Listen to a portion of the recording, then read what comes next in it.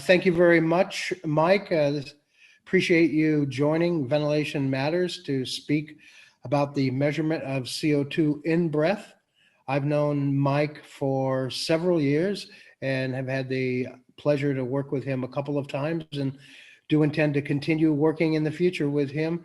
So Mike, if you will take control of the screen, and if you wouldn't mind giving us a little bit of your background. So I'm basically, for those who don't know me, I have a PhD in biomedical engineering from University of Southern California, where I was actually, when I first joined it, I was in, Fred Grodin's, who some of you may know, was department chair, and he's kind of a early pioneer in respiratory modeling. Unfortunately, he passed when I was still a grad student, and then after that, basically, where I worked on my thesis, which was basically worked on sort of theoretical and technical implementation of the CO2 thick-base method. And then after I finished my doctorate, I joined a company called Novometrics, which then became Respironics, which then became part of Philips, where I was closely involved in their CO2 technologies and development, and was in an advanced tech group, and also the development of their NICO, which is based on CO2 partial rebreathing. So there's a 30-second-ish. So please treat this presentation as a conversation.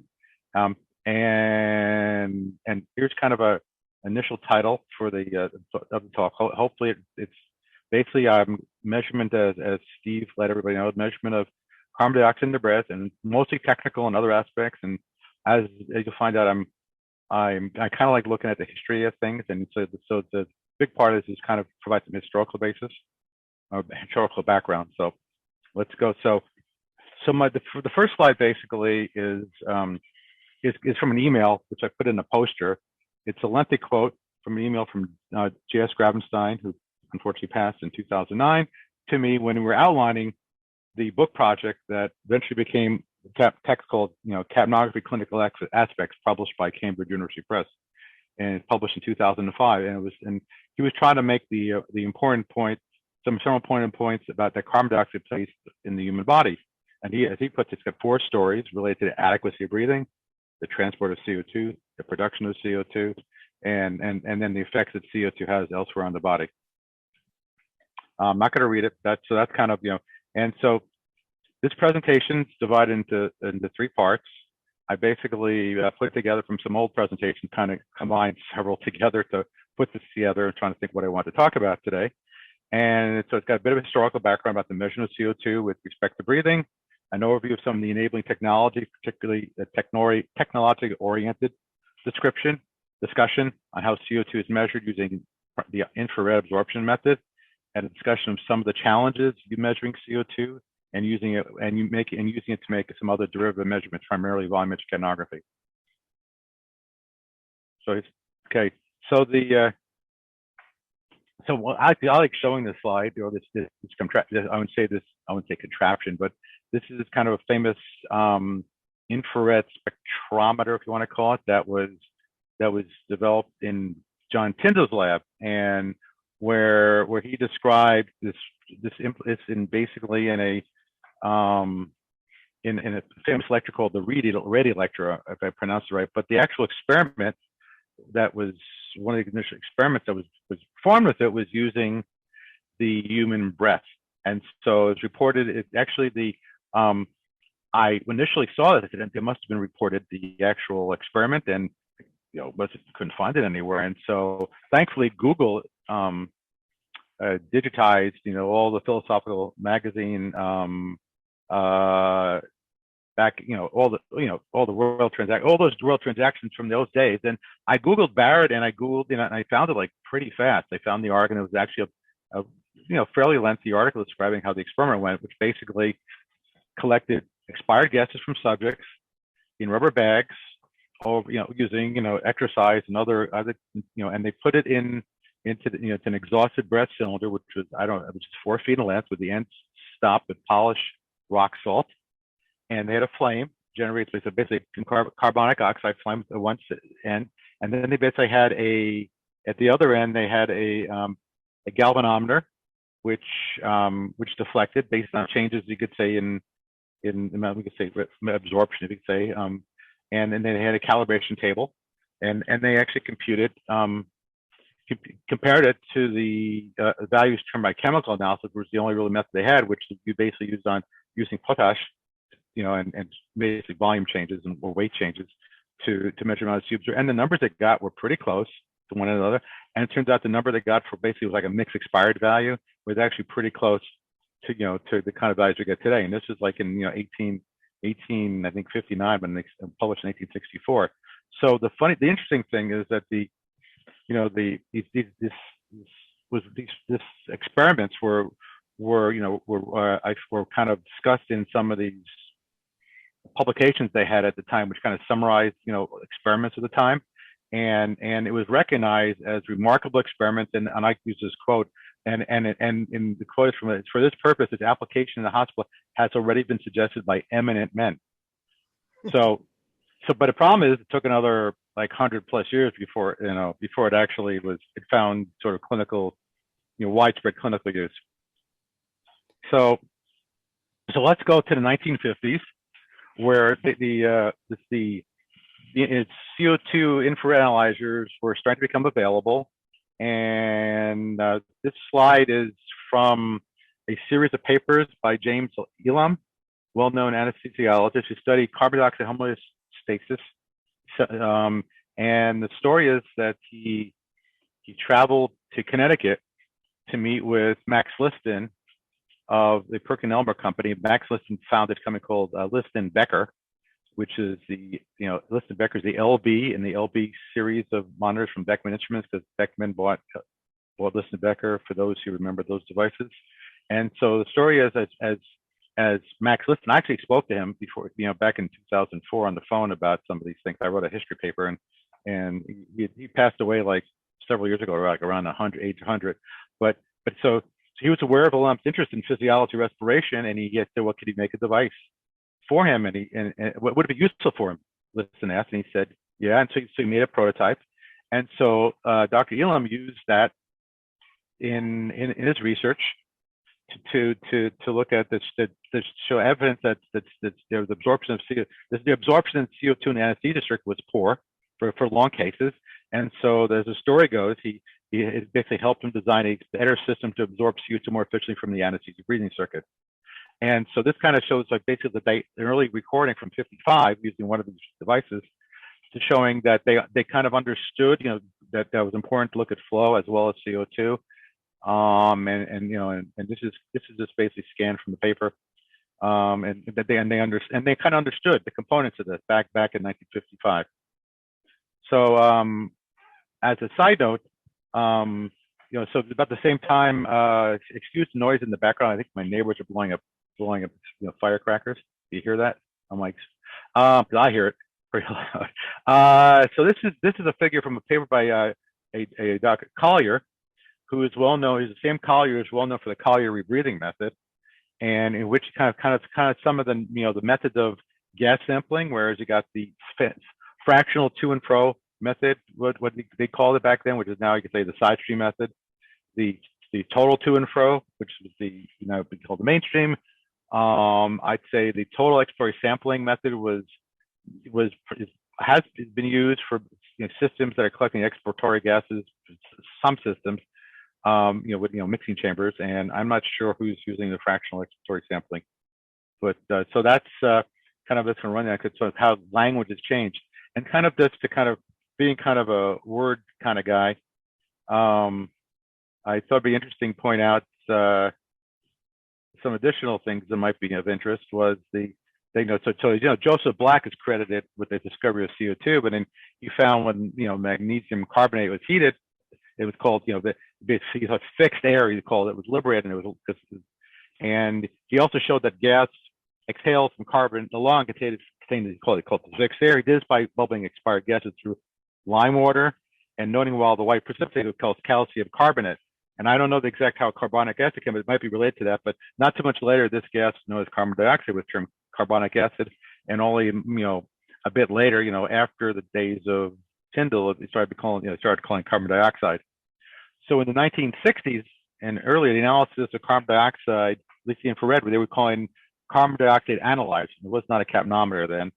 And the earliest use of the word capnography I could find, and I know of, was like just in PubMed, was in this paper by Van Verden in 1962.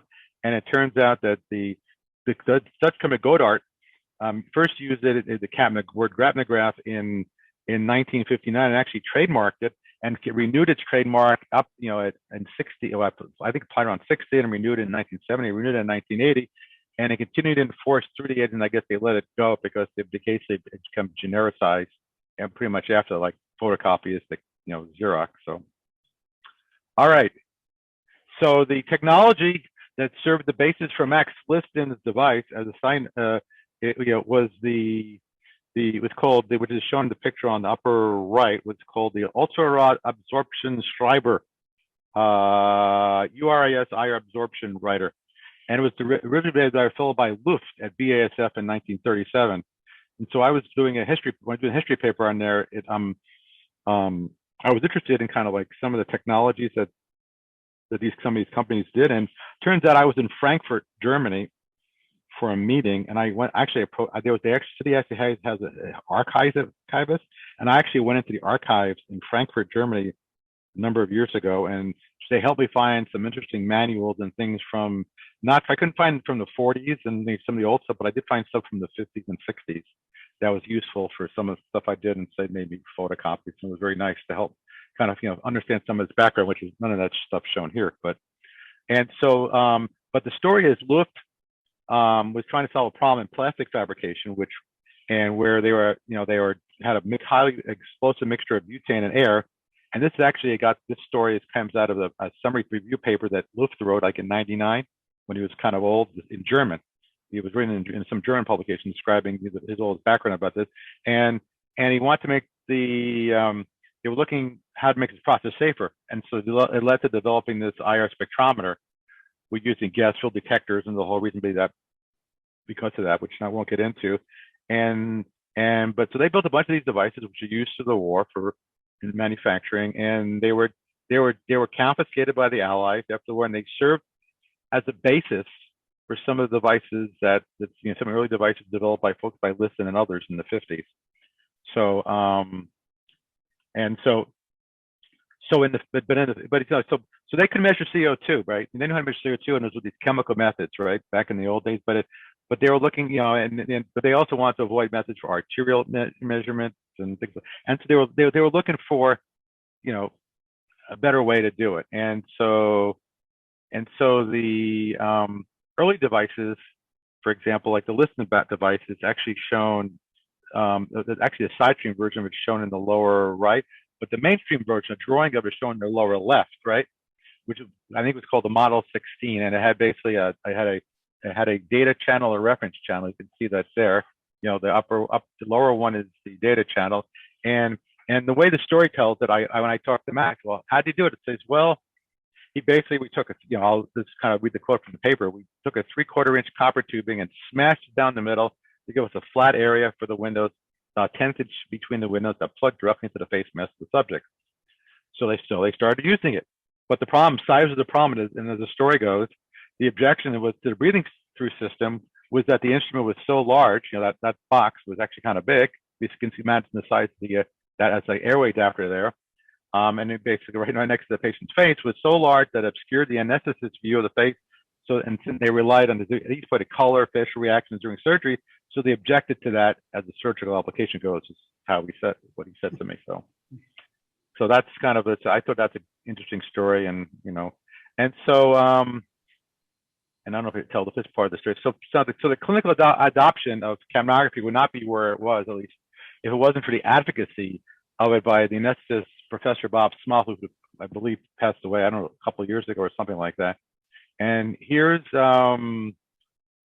basically Small, who gave me this picture, and from when he began using it. So the story is he began using a capnograph in 1957, but it wasn't called a capnograph.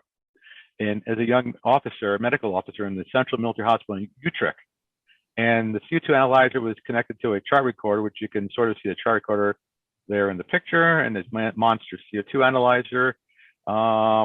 And so over 7 years, and remember he's doing an MD PhD program, he collected and studied like 6,000 capnographic recordings, so he says, with a total length of 20 kilometers. I don't know how he knew the exact length, maybe just multiplied two numbers.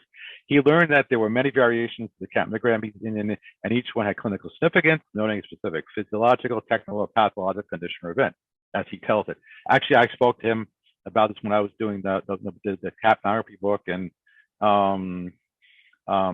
so forth. I could tell some stories about it, but I probably would want to delete them. But he's was a very nice guy to me on the phone. So, so he summarized his work in a PhD published in 1967, and he also a little bit later he did an atlas of strip chart recordings of capnograms that helped illustrate many of the application capnography, which is a copy of, that's a photo I took of the copy of the book I have, and so, however, so basically, capnography, had a stormy initial period, and it was indicated to at least me that it was introduced in the U.S., and so the story goes, at a private meeting sponsored by a major instrument manufacturer, held in conjunction with the World Congress on Intensive Care Medicine in Washington, D.C. in 1978. 5 anesthesiologists attended the meeting. 2 concluded that capnography would be proved to be of very little value. Well, at least they weren't right. So, okay, so. All right, and so as a side note, since I was talking about popularization of capnography, volumetric capnography, I used to want to credit one person was Roger Fletcher, who's, I think he's still in Sweden, but basically, he recognized, the importance of flow and CO2 as concepts together, and actually people making measurements in various configurations would actually date at least back to the 1920s.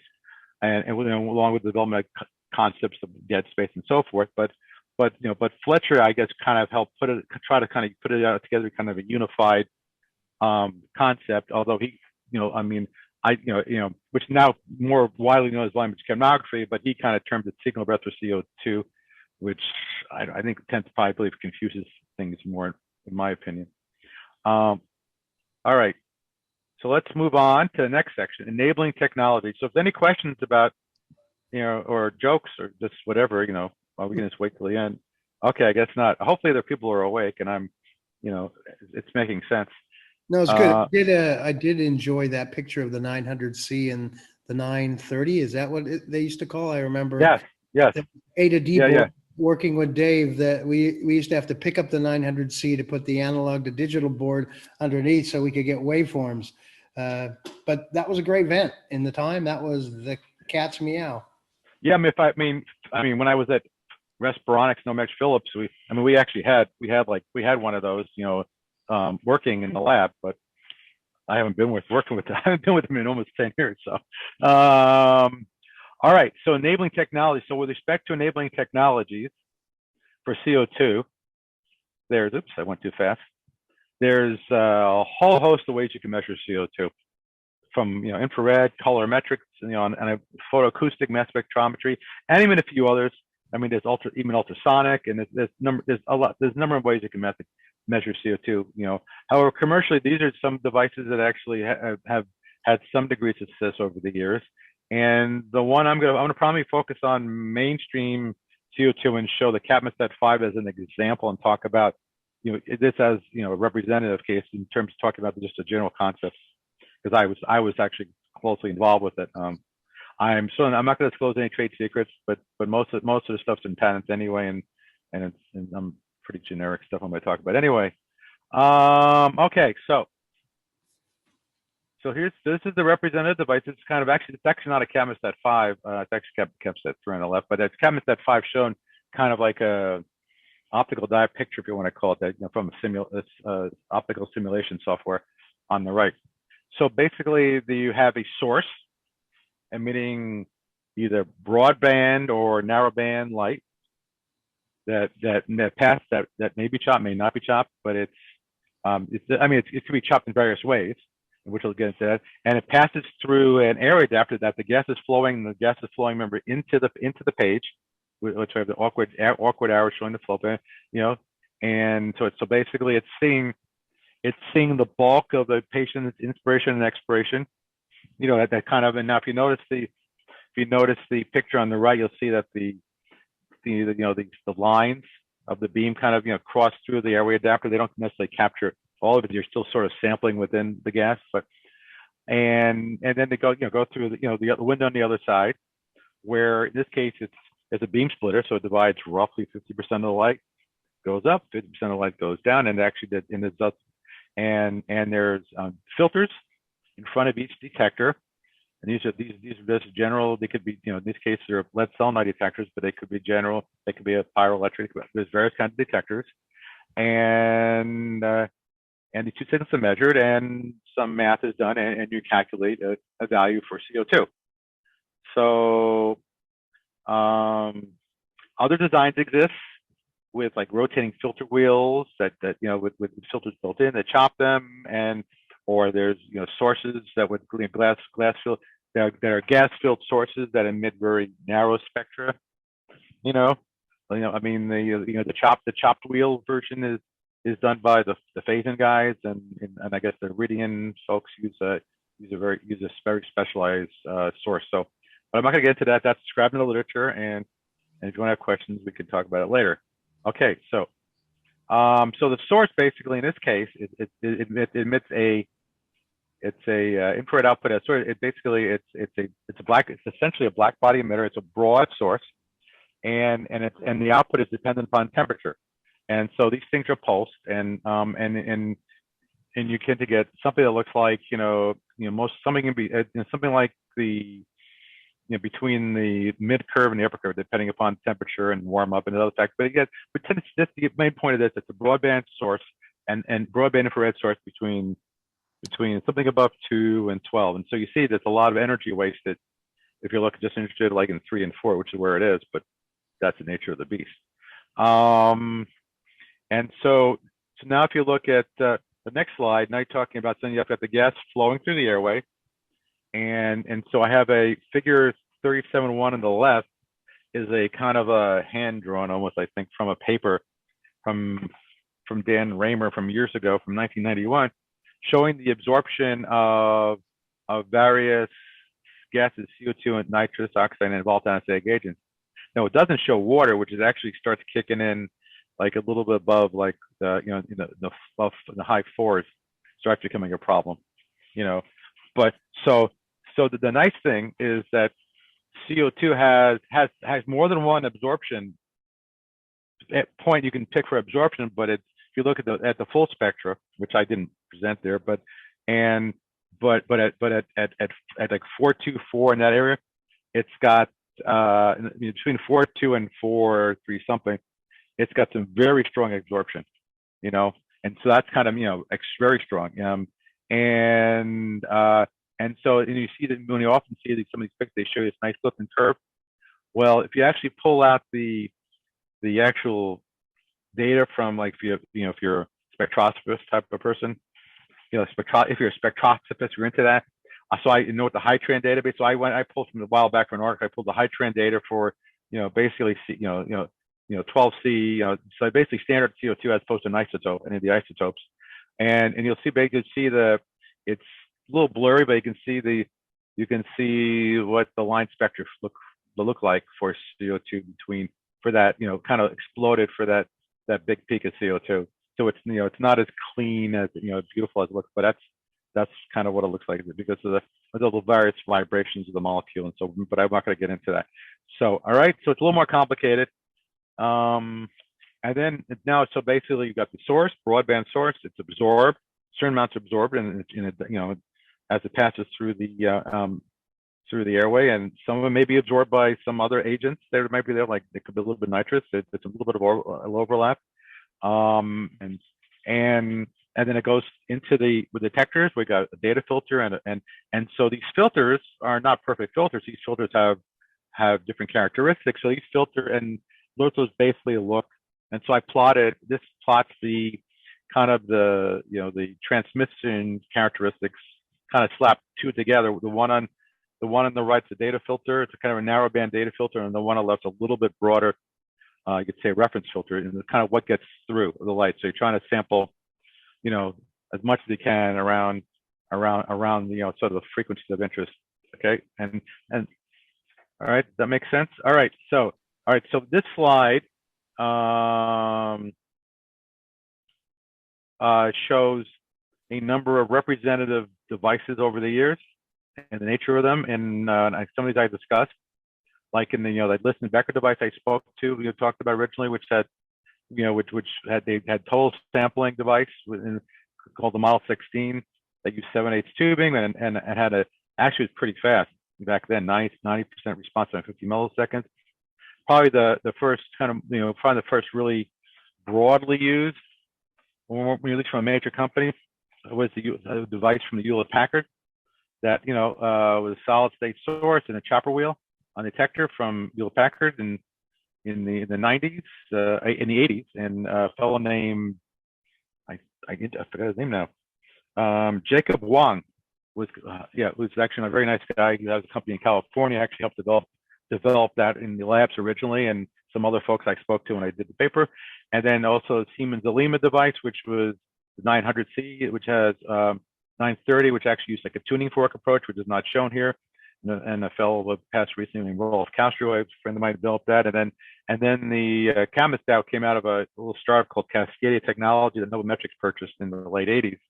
And it was all solid state design. And then there were some other designs and improvements on designs, and which are shown listed there, like the Camus at 5 basically was probably one of the first, I think, to try to put all the signal processing in the head, to say, but then kind of basically just plug almost plug a serial port in and get a waveform. All right, so that's kind of a quick background on some representative device. Now some challenge. So the last part of this, hopefully to try to make it interesting, is talk about some of the challenges in general without getting too technical. I'm trying to throw a little technical stuff at people, but not get into the details. And so one of my favorite things, I did a poster at the STA meeting for Society of Technology and Anesthesia a while back, and the thing is, the definitions of starter breath, end of breath, and basically what constitutes sufficient volume to call a breath are dependent upon the clinical environment, the context, and the technology used. And so if you're talking to somebody, in our company that's measuring waveforms, say in an intensive care unit situation, they'll be looking at lots of breath. That's not a breath. They'll be based on what But if you talk to somebody like, say, in the case, say, emergency medicine situation, well, you got some different things that are complicating things. So and the different criteria and different thresholds. And so, based on my experience with the folks that designed the algorithms for the defibrillator with the CO2 versus its use in anesthesia and intensive care medicine. So as an example, this is from a poster I did, and it's Steve has it, and if anyone wants a copy of it, I'll certainly share it. And it's actually out on it's actually in Slide, whatever the website we share posters. It's actually, I think I posted it there a while back. I'll send it to everyone. Or the link. It's on. Is it SlideShare? Is that where that's the one we can share that kind of stuff? Yeah. I think it might be in SlideShare. I think I have it up there under my name.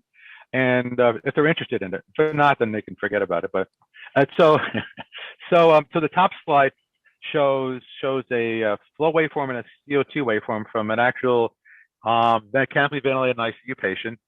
And the patient has significant rebreathing. So if you look at if you go by using the flow waveform as the start of breath, which is and the end of breath, you can see the lines there drawn you'll see that, like on the middle there, the start of breath, you'll see, basically, the flow waveform goes up, comes down, and then you'll see the CO2 base remains high until it drops because there's a substantial amount of rebreathing going on. And so you need to be, if you're relying on some of these sort of fiducial points, you need to be aware of things like that in this kind of situation. Additionally, the second one is basically a subject. Actually, it's not a patient. It's part of a research study is where it came from. But a subject receiving, I don't know if it was fentanyl or it was some opioid type thing, and that depressed for breathing, and they were studying it for another purpose, but they also collected breathing data and to show the kind of challenges with breaths and breath evidence. Looking at this based on the CO2 tracing, what would you call a breath? And so that shows that's the challenge. And then the third one on the bottom is the patient.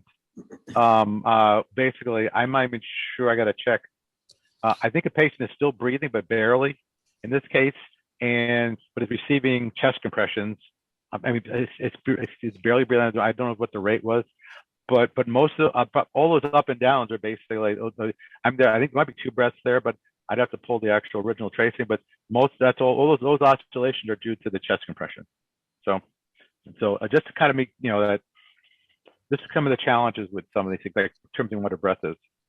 Okay, so as we're talking about these kind of things, and one of my first things to kind of always like to remind people about is when you're doing these kind of measurements with mainstream flow, and so shown here is a combination CO2 adult CO2 flow sensor, where things are like side by side, and where things like inlet condition. So like in this case, the inlet condition going on expiration is you got an elbow immediately attached to the sensor, and you see what there's like kind of like a kind of a guess of what the wavefront flow wavefront might look for coming on an expiration, and then maybe if you had sufficient entrance by the time I got to where the pressure drop was measured, it might be somewhat, if it was sufficient, somewhat laminar. That's how entrance tends to be defined, where it's sampled. But it's depending on how it's designed, but it's you can't stick too much in there because it's kind of a trade-off between you want longer entrance lengths for reproducible wavefronts, but if you put too much in there, you add the dead space. So it's kind of you want to minimize dead space while having a robust. Now, some people may put screens in there to try to improve that, but then you start any resistance, and so you can't win. All right, so that's kind of a point to make kind of people to be aware of that this kind of an issue, and we both affects flow heavily and CO2 to a smaller degree. Also related to an issue of relative importance in terms of the obviously contrasting mainstream and sidestream. Obviously, with mainstream, you have a higher fidelity with a more real-time waveform, but the burdens on the airway device, which has, I don't think weight's an issue. I think people think weight's an issue, but maybe unless you're neonatal, maybe, but it tends not to be an issue from the people that I know. But you still have issues with humidity and challenges of keeping the windows clear and so forth. But there's various technological solutions that tend to minimize that, and if you have good care of the air, of the airway, then I think it tends to work fine. Well, with Sidestream, the devices have attempted to correct for this loss of fidelity with various manners, with various schemes to try to remove the blurring of the waveform, but it's very difficult to reliably combine the flow with to get a very reproducible numbers for dead space and volume capnography with particularly over a wide range of clinical conditions. That's very much a challenge. So with Sidestream, that is. Mike, can I ask you here, is this the right time to ask a question about the impact of respiratory rate on measurement between these two types of approaches? Let's say you have a neonate with a high respiratory rate. Is there an impact based on their speed of analysis on their, what are your thoughts? Sure. I mean, so the challenge with, I don't show the dead space for the device on top is about 10 ml. I think the ones there's like the equivalent that the same company has, I think it's like down like 1 ml, I think, is they got the dead space down to, for the kind of a combined where that just shows the CO2 only, but the combined CO2 and flow, or the CO2 still at 1 ml. You tend to get pretty good, but as long as 1 ml is not an issue for the depending upon the tidal volume of the child or the neonate, but certainly it's certainly there's some, even with mainstream, at least with the technology as is, there's still some technological challenges, and there's a really nice paper my friend who's just retired, Dr. Schmalish, wrote a few years ago. On it from Charité Hospital in Berlin. Discussed still some of the challenges because he still was hoping they'd get even smaller, lower dead spaces and lower resistance. But certainly you can get down where Sidestream. The challenge is still they're still pulling, old device still pulling 50 ml a minute, and that could be problematic. And yeah, it's Okay. yeah, it depends. It depends what you're trying to do. Yeah, that's I think the key. I mean, I could go into more I detail, but guess that you would probably want a mainstream device if you're dealing with pediatrics and pediatrics and children because of the high respiratory rate. And I mean, yes. I was just wondering if cropping occurred, or I don't know, I'm not using the right engineering term or scientific term, but what might So be the high respiratory rates and sampling.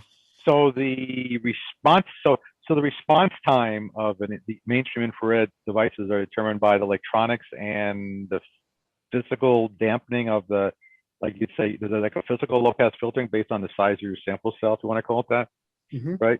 And so you can get so the 50 millisecond response time, like the 10 to 90-day report, it could be a lot faster. I've seen that people have done 20 milliseconds or better. But it's, I mean, it's possible.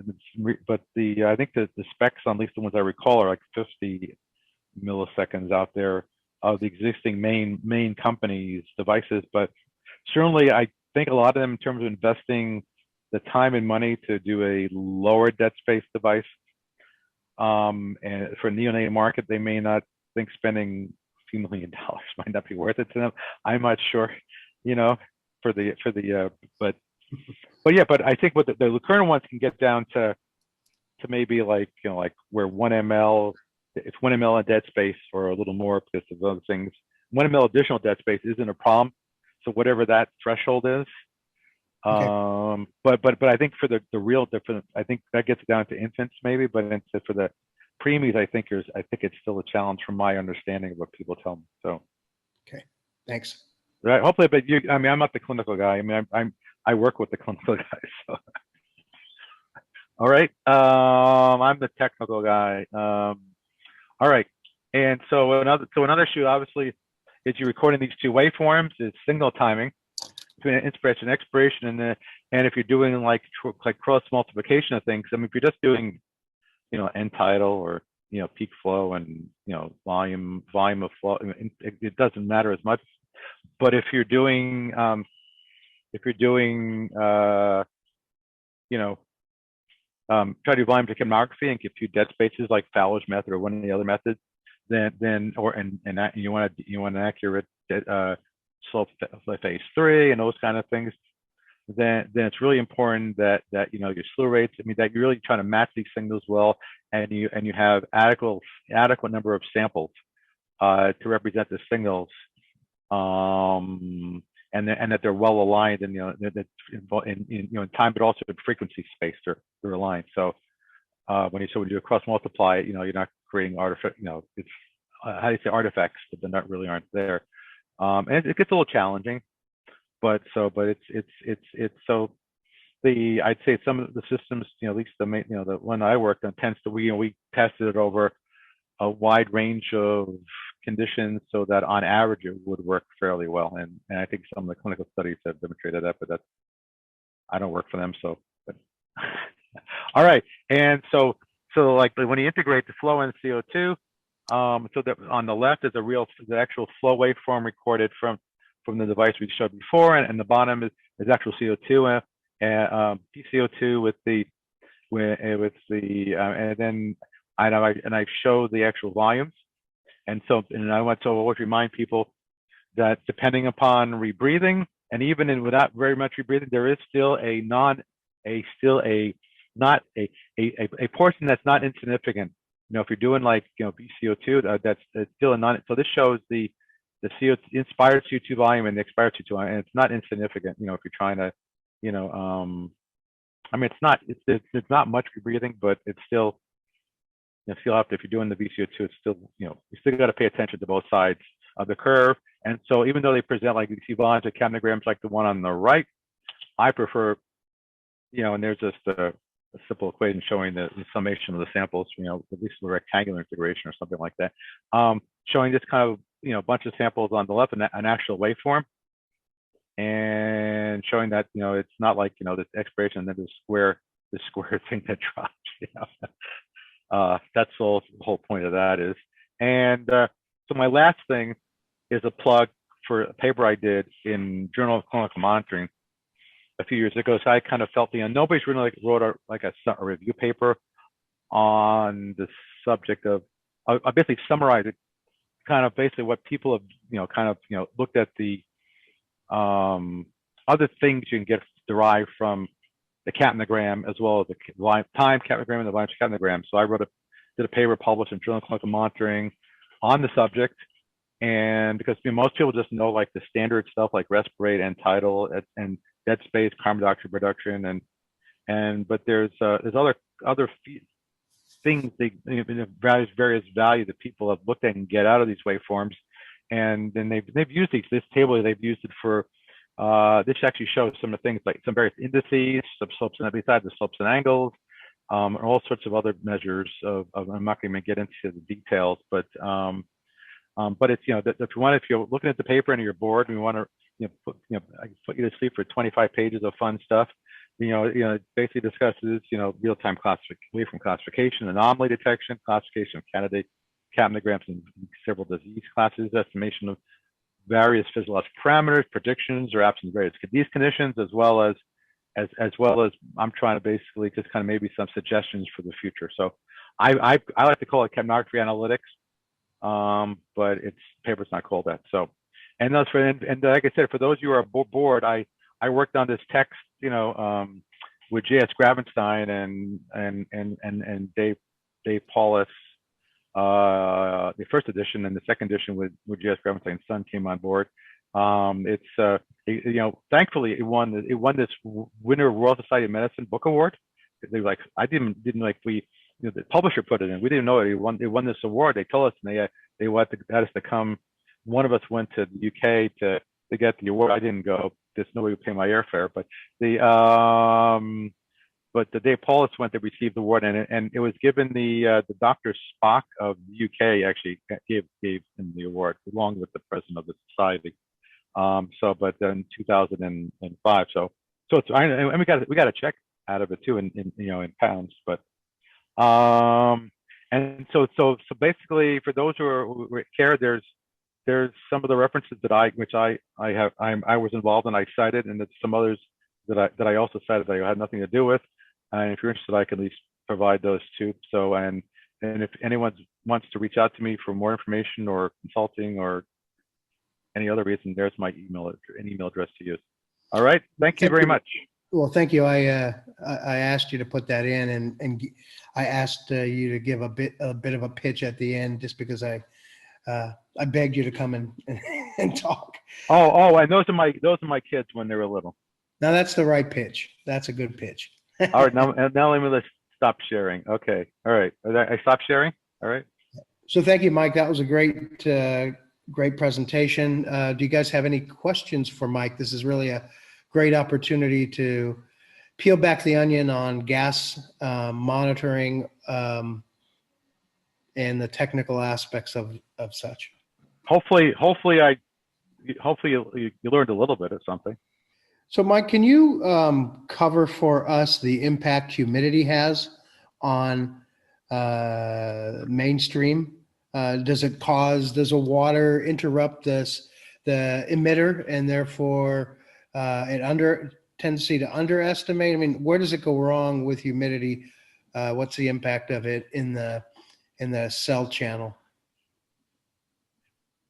Well, there's the impact on the measured value, and then there's the impact on because remember, basically shining light, basically it's the number of molecules you see, right?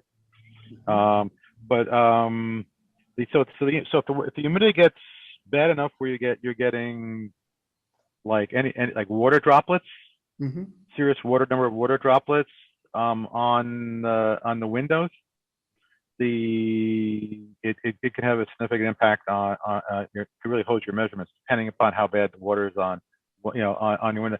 So often they will depend. It depends how it's thin layer, big globs of water.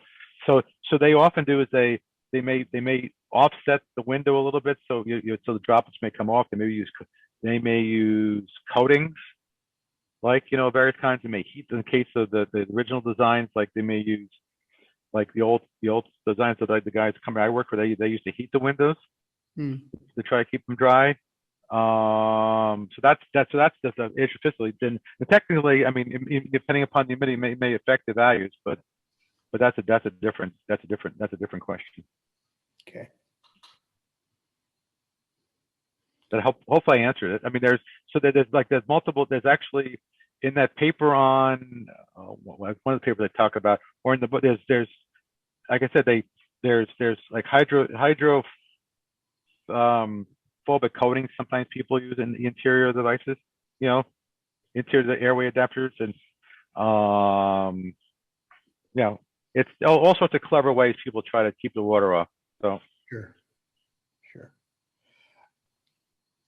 So I always heard, the old adage, my time at the bedside was between the 80s and 90s. And we used to always say about the measurement of CO2, when you need it the most, it goes away.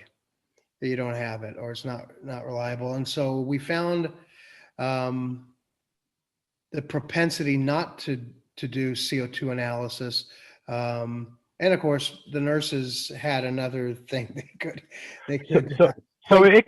So to me. Well, yeah, what changed? I'm sure things have changed since the 80s to improve that. I mean, of course, if the person isn't perfusing, what do you expect to get? That might be an indicator you ought to pay attention to. So CO2 got a bad name because the expectation was that it is end tidal equals arterial, and it doesn't. Right. I mean, it may sometimes, but I think that was, I think that's partly why it may have gotten a bad rep, because that's what the expectation was. Well, we used to replace our arterial values, and then they started doing studies. They said, well, sometimes it correlates well, and sometimes not as well. But it turns out it gets a bit more complicated. It probably reflects maybe alveolar values well. But that's kind of a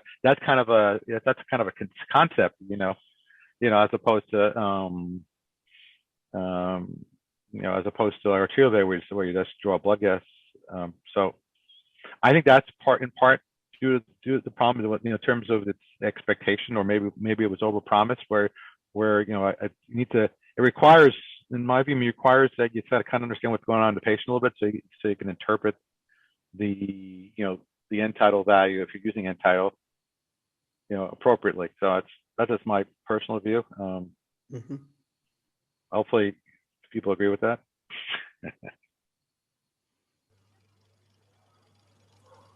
Anybody, any questions from the other folks, or no? Yes. Oh, go ahead, Dr. Mike. Yes. Patrick here. Thank you. A really wonderful lecture. It brought back a lot of memories of having to cram this information on the origins of capnography and the differences in detection devices. I didn't want to I could go into detail. Anesthesiology exams. Oh, really? You had to go all that? We had to do all that. Yeah. Wow. And I think I had the pleasure of meeting Dr. Gravenstein once in Malaysia. J.S. Gravenstein was a very nice person, wonderful man. Oh, he was super. Yeah, he was such a gentleman. Yeah. Yes. Now, in my current practice, I use the end tidal CO2 monitoring in anesthesia as well as in the ICU. In anesthesia, I can cope very regularly with Sidestream analyzers. Now, coming to the ICU, we have recently, because of our increasing use of non-invasive ventilation, we are interested to use the end tidal CO2 as a trend monitor.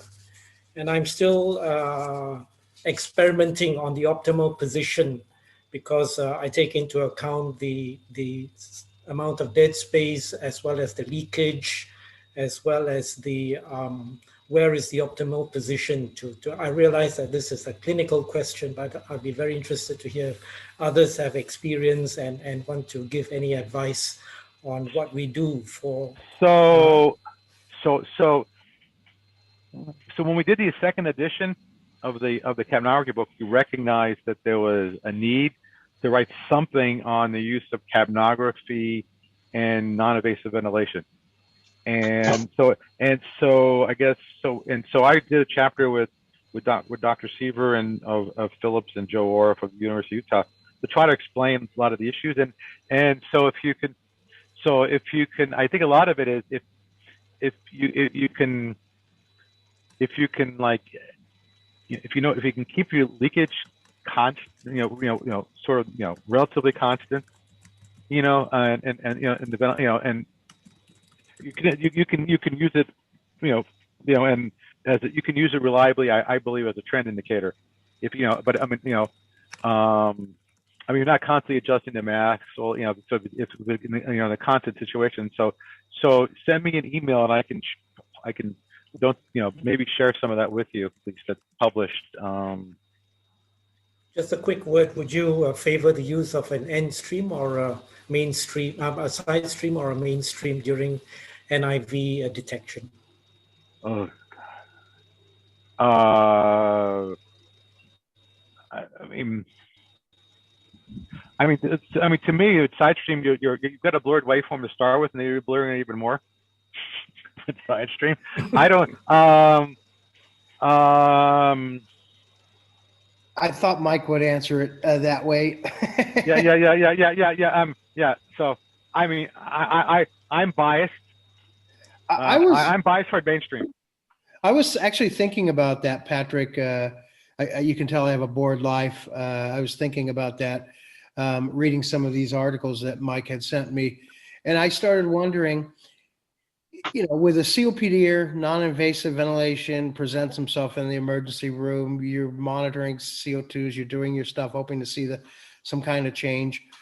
I was wondering, would you actually ask a therapist or someone to focus on making a decent enough seal to get a measurement, almost like in theory taking a blood gas, in theory take a Untitled CO2 for me or take a volumetric capnography for me during that, and so you're taking snapshots versus continuous, it's continual versus continuous monitoring. I was just kind of wondering about that question myself. Like I said, I have a bored life. Jeff, you were going to ask a question? Yes, thank you. It's really kind of a philosophical one. We make all sorts of great progress through invention and innovation.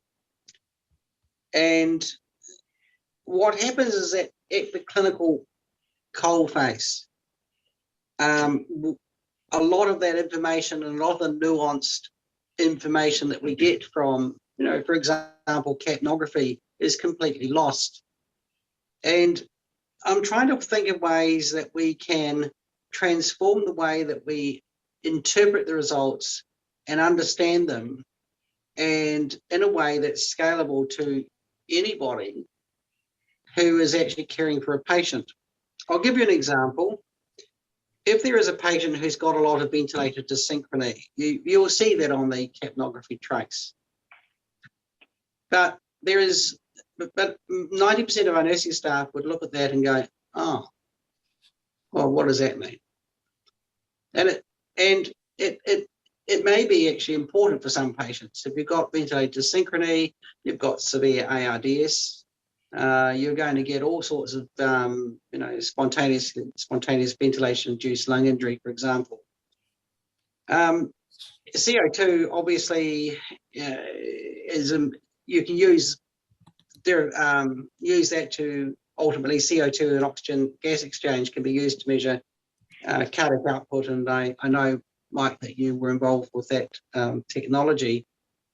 Is there something on the horizon that we can adapt, modify, or whatever, what we currently do already, to try to get some better indication of what is happening regards cardiac output using capnography? So what I'm trying to say is there's a whole lot of other stuff that comes out of capnography that we don't use. I think 99.9% of the time it's ignored And even when we see it, you see an end tidal CO2 at 20 or something or other in a patient, a lot of times people don't even take notice of it. They just ignore it. What does it mean? Well, I don't know. It's a bit low. Maybe I'm overventilating the patient. I don't know, says the person looking after the patient. And so we end up with this big knowledge gap, and then a gap in the treatment and how we respond to even some basic stuff that comes out of capnography. Well, I don't know. I don't know what companies are doing, but certainly context matters, and I think the use of like, I think all the physiological waveforms. I mean, CO2. There's even fast oxygen. I mean, there in the PPG. I mean, it's the PPG. It's got a lot more information than just just calculating an SpO2 value on like a pulse oximeter.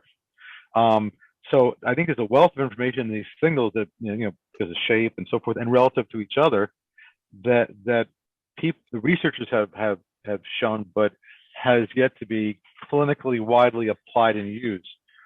With CO2 specifically, I tried to in that paper I tried to outline a bunch of them, where some of its uses for classifying breaths in a semi-automatic way in terms of well, is it patient, is it normal, is it congestive heart like, is it COPD, and so forth, based on its shape. And with regard to with specific with cardiac output, the partial rebreathing CO2 method that I was involved in worked fairly well, in my opinion. And you can look at this literature in patients, certainly in anesthesia and in the ICU on ventilated mode. Certainly, it got more challenging when it was spontaneously breathing subjects.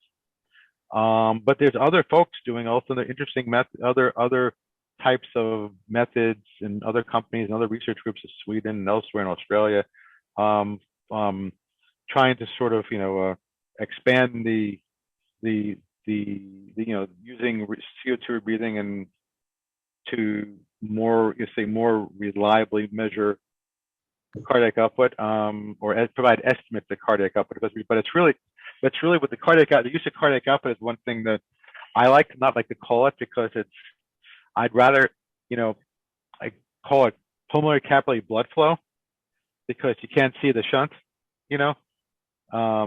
really with CO2. So you're really measuring kind of the non-shunted portion. So I mean, but I don't know. That's loose. It's been a losing battle so far on that one. That help? Did that answer sort of help at all? I don't know. Yeah, I really do sympathise. I think the great leap forward, I think, in innovation in critical care, I think must come from using the stuff that we currently have, and enabling the end user to interpret what's in front of them more accurately. Trying to train everybody to look at all the nuances of capnographs and the various waveforms is actually really difficult, and it's not scalable. We need artificial intelligence or better ways to actually take information and present it in really simple ways so the staff will act on it. I think with today's computing power, I don't think it's too difficult to be able to provide much improves kind of sort of feedback than available today. I mean, with regards to smarts, I mean, there's in terms of applications, I was involved in a product called Venesis, in which you took CO2 and some a neural network divide measure or estimate of muscle pressure and some other measures, and basically was an on-demand advice system for providing advice for setting a ventilator during pressure support. You can look it up. There's articles on it in the literature and the product literature, And so basically, you get pressure support, and you want to, and want his advice whether it's raise pressure support, lower pressure support, and and so forth. A few settings, and you said, give me your advice, and you could choose to take it or not take it. It didn't do it automatically. There's some closed loop systems out there that have had various degrees of success trying to do some of those kind of things as well. We'll see. I think there'll be more in the future, more greater adoption and more sort of at least some of the subsystems in closed loop, and greater use of, or greater made availability of sort of smarter advisory systems, to provide advice of like what to do next clinically. And that will try to basically like look at the morphologies of these waveforms and try to provide advice. Certainly, there's a number of existing commercial, not about commercials, but research systems that already look at the, like some of the waveforms and basically tell you, there's a leak here, there's a leak there, or so forth in the waveform, those kinds of things. I think it will, get better. Unfortunately, I guess it has to be a market, and people want to pay for it for companies to want to invest the money. So. Yeah. No. Yeah. Thanks very much. Hopefully I sort of answered it. Yeah. Oh, I think you have. The trouble is a lot of the stuff all gets tied up with one particular company. We need some sort of agnostic way of interrogating in any form of any digital information. I'm going to extend this. I don't want to confine it to Untitled CO2, but just about anything that comes up on a screen at the moment is all locked up by the vendor, and it's very difficult to access. And I think what the great leap forward in critical care is going to have to be when we make these devices agnostic and we make a lot of the stuff open source, so that everyone will be able to ultimately at least. So are you referring to accessing the actual data, like from the device via like an external data port or something like that? Is that what you mean, or? Yes, exactly. Yeah, it's tricky. Well, it depends. A lot of them do. I mean, it depends. I mean, a lot of the monitors do put it out.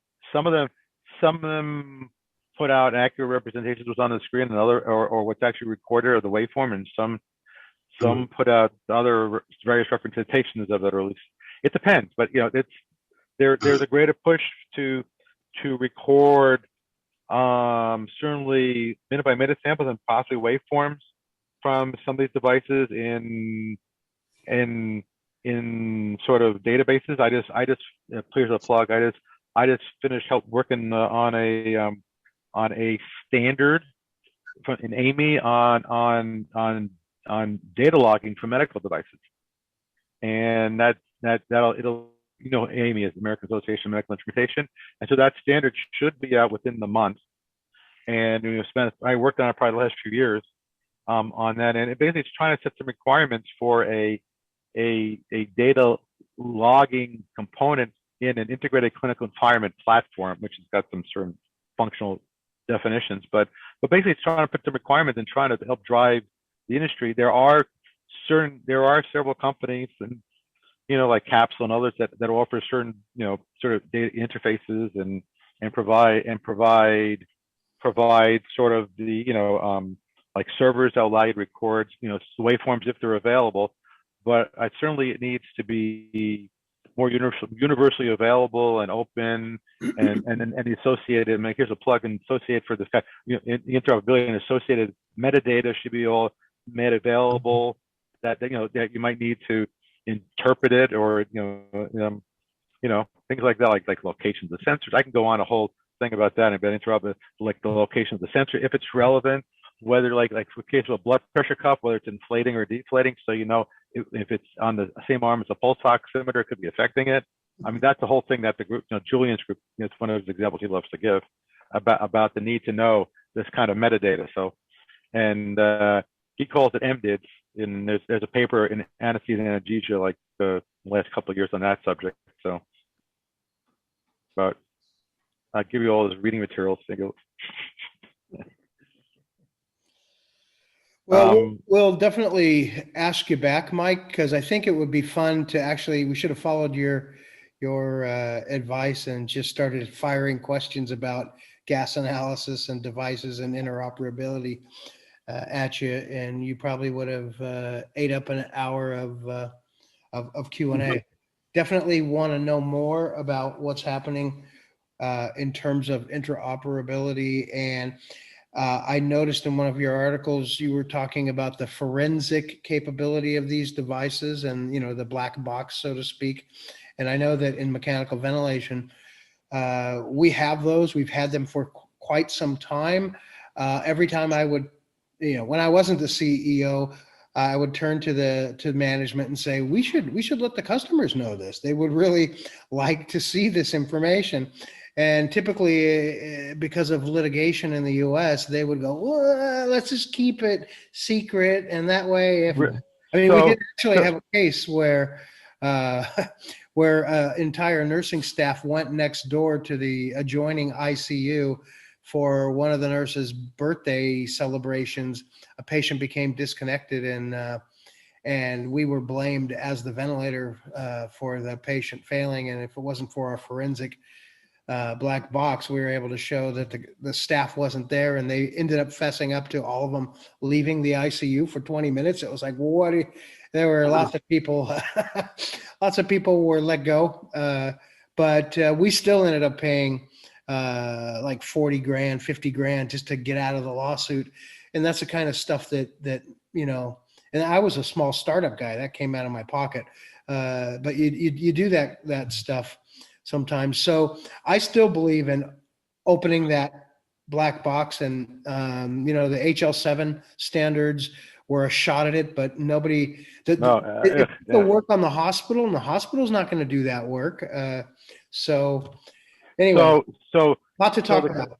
So all the companies that I've worked with, which is like, you know, provide, they may not advertise it, but they all have a robust interface that's made available to researchers to collect pretty much all the waveform data and all the parameter data coming out of the device. That they exist. Now you just have to get you have to work out with the company to get, like, you know, they may not give, you know, like, you know, I don't think they may not publish it widely, although, but they exist. So I think for most of them, they do exist, those interfaces. Great. So it's just they have to sort of like let loose on the reins and let everybody have at it. It's not, but who knows? They should. I think that's a good thing. So people can, you know, makes it easier to do research. And forensic analysis. So you can show, like, you know, what really happened, which is what matters. You know. Yeah. Okay. Well, thank you so much. I know it's getting late in New York. And appreciate you staying up. And I know you gentlemen are starting your day in Malaysia and in New Zealand. So thank you for hanging on. And any last questions before I call it a session? No. All right. No. Thank you so much. I should have included the closing cartoon or something, but I didn't do that. Well, you can send it to me and I'll play it. I'll splice it in. Oh. So thank you again. We always kind of finish with everybody take care and breathe easy, and appreciate it. Thanks, Dave. Thanks, Mike. Yeah, thank you, guys. Nice meeting everybody who's left. Yep. I'll send Mike's email out again, and if you have further questions, I mean, I use Mike all the time. He's a great person, shares all kinds of really good information, and I don't charge. And he doesn't charge. Not yet. Yeah, well, he will eventually. But wonderful wealth of information. So thanks again, Mike, and thank you, gentlemen, again for waking up early and joining us. Nice meeting you.